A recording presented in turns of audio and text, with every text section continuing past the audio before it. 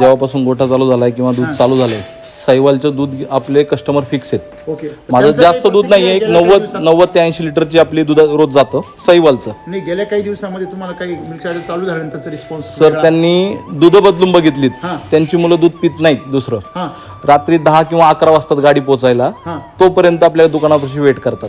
गाडी आल्यानंतर थांबतात आणि आल्यानंतर दूध घेऊन. हा बदल. पूर्वी मग दुसरे चालायचं दुसरं? हा, म्हणजे त्यांचं असं म्हणणं स्मेल यायचा.